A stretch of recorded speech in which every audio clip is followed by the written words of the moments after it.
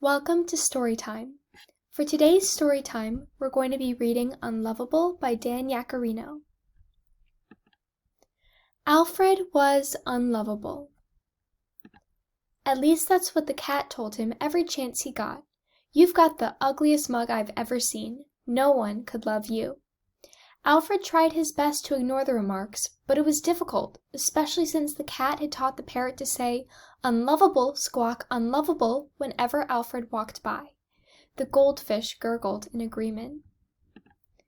But what was it that made him unlovable? His snoring? The way that he ate? His curly little tail? None of the neighborhood dogs would have a thing to do with him. "His mouth is too small to hold a ball," a big German shepherd sneered. "His legs are way too short for running," snickered a greyhound. A pampered poodle chuckled. "Did you see that face?" "Beat it, Shrimp," growled a Doberman. "You couldn't even scare a mailman." Alfred didn't like staying in the house, since the cat was always making fun of him, the parrot was always squawking "unlovable," and the goldfish was always gurgling in agreement. So Alfred spent most of his time alone in the backyard. One day, a new family moved in next door.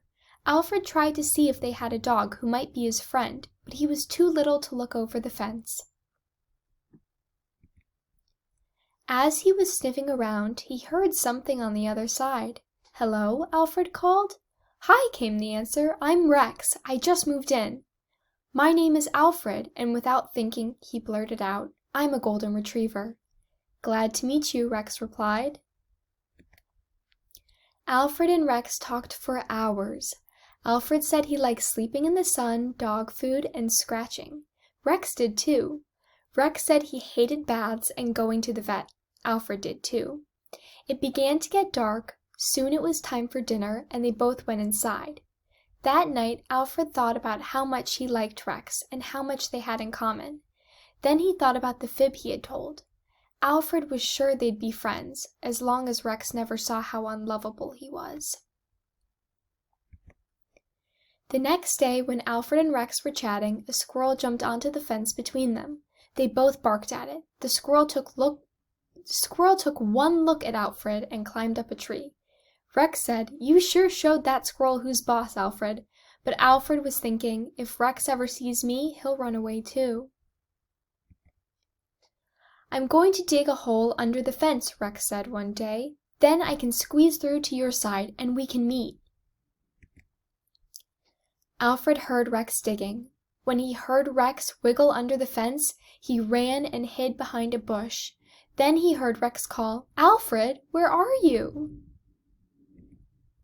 Suddenly, Rex poked his head into the bush where Alfred was hiding.